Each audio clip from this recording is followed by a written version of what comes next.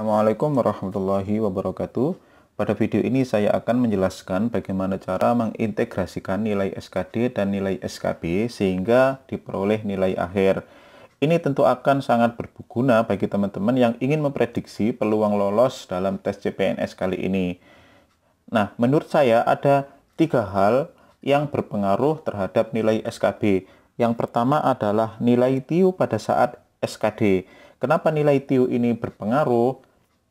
Karena soal-soal pada TIU itu mempunyai kemiripan dengan soal psikotes. Bahkan soal pada psikotes itu relatif lebih mudah daripada soal pada TIU. Sehingga kalau misalkan nilai TIU-nya itu tinggi, maka dimungkinkan nilai psikotesnya juga akan tinggi. Kemudian yang kedua adalah wawasan keagamaan atau pengetahuan keagamaan. Ini akan sangat berpengaruh sekali pada nilai wawancara, karena pada wawancara itu teman-teman akan diuji terkait dengan wawasan keagamaan. Meskipun di sini ada temanya adalah wawasan kebangsaan, tetapi kebangsaannya itu sedikit berbeda ya dengan soal pada TWK. Sehingga kalau misalkan soal nilai pada TWK-nya itu tinggi, nilai wawancaranya tidak mesti tinggi, seperti itu. Kemudian yang ketiga adalah pengalaman kerja. Nah, pengalaman kerja ini tentu akan sangat berpengaruh terhadap nilai pada praktek kerja. Sehingga dari 3 hal yang saya sebutkan tadi, jika teman-teman ingin memprediksi nilai dari pesaing teman-teman, maka teman-teman harus dapat mencari informasi atau mencari profil dari pesaing-pesaing teman-teman tadi terhadap 3 hal yang saya sebutkan tadi. Dengan hal itu, maka teman-teman akan dapat memprediksi kira-kira nilai mereka itu berapa dan nilai teman-teman berapa. Sehingga kemudian teman-teman dapat mengintegrasikan nilai SKD dan SKB-nya. Nah, sehingga diperoleh peluang lolos. Kira-kira yang lolos teman-teman atau pesaing dari teman-teman. Oke, sekarang saya akan menampilkan hasil integrasi SKD dan SKB pada pengadaan CPNS tahun 2018. Di sini lokasi atau jabatannya adalah dosen sejarah kawasan. Lokasi formasinya adalah di IAIN, tetapi di sini tidak saya sebutkan di IAIN mana. Kemudian ada 3 peserta. Untuk nomor peserta dan nama peserta juga saya hapus, tidak saya tampilkan di sini. Nah, yang ingin saya tekankan di sini, coba teman-teman perhatikan nilai SKD-nya. Nilai SKD untuk peringkat 1 adalah 275. Peringkat 2 adalah 340. Peringkat yang ketiga adalah 291. Ternyata peringkat 1 di sini mempunyai nilai SKD yang paling rendah di antara 2 peserta yang lain. Bahkan peserta yang kedua itu mempunyai nilai SKD yang tingginya itu signifikan ya dibandingkan dengan peserta yang lolos. Nah, oleh karena itu, bagi teman-teman yang nilai SKD-nya relatif rendah daripada pesaing yang lain, teman-teman tidak usah berkecil hati, masih ada kesempatan karena persentase SKB itu adalah 60%. Dan kemudian dari beberapa kasus ya yang saya lihat juga, banyak di antara teman-teman yang nilai SKD-nya itu tinggi tetapi kalah dengan nilai SKD-nya yang lebih rendah.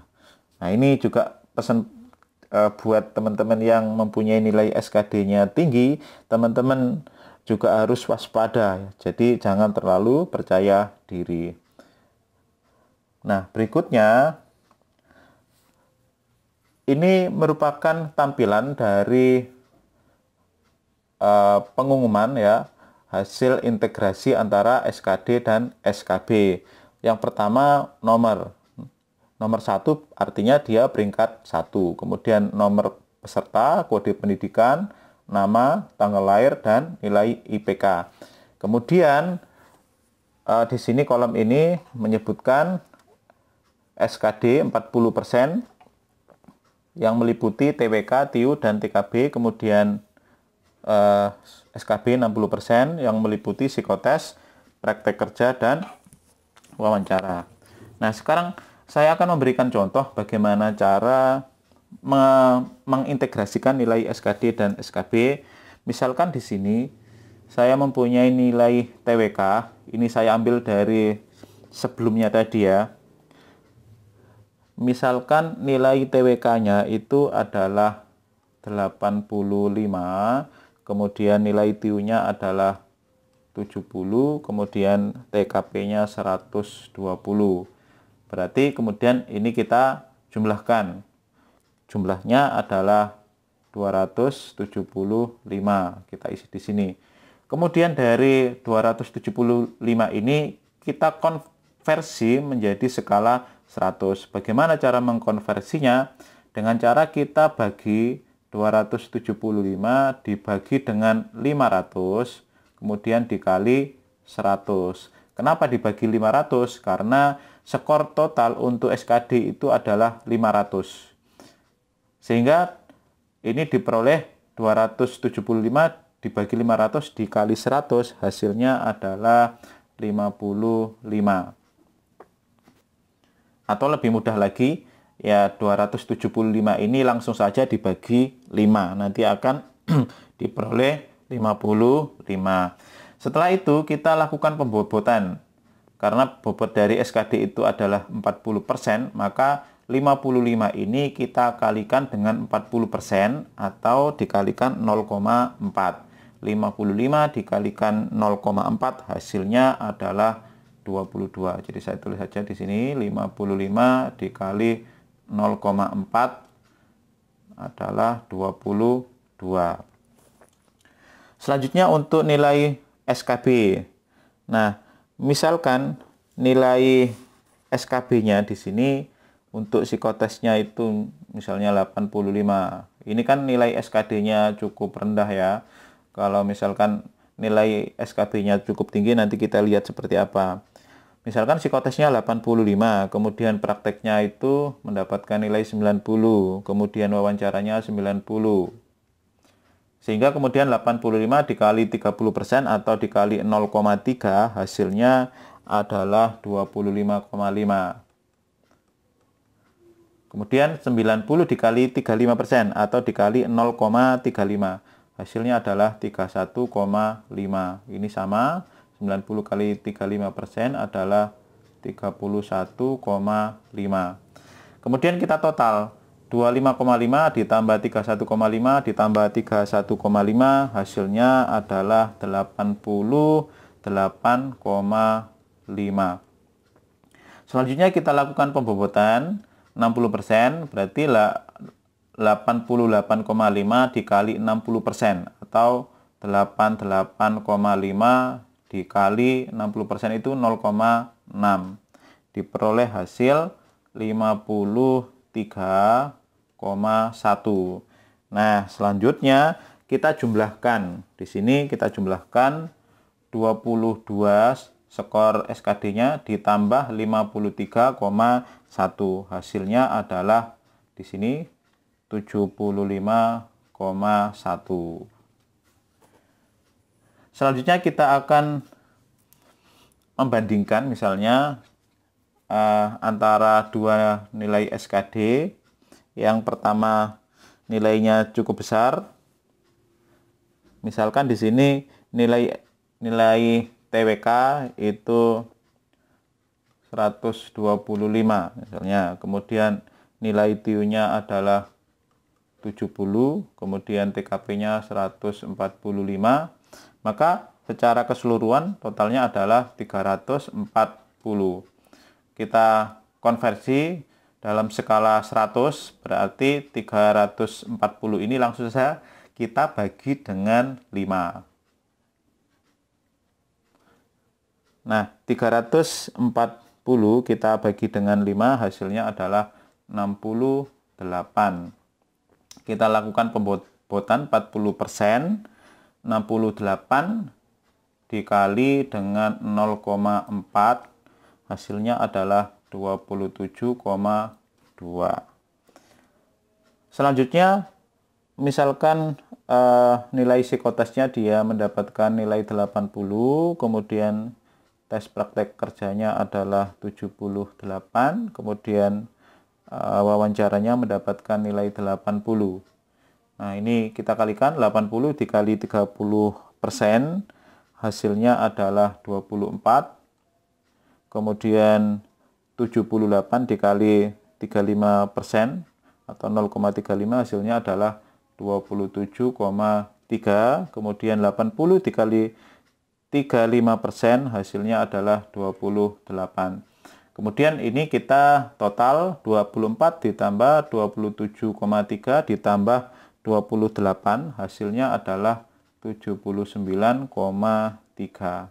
Kita lakukan pembobotan 60%, berarti 79,3 dikali 0,6 atau 60%.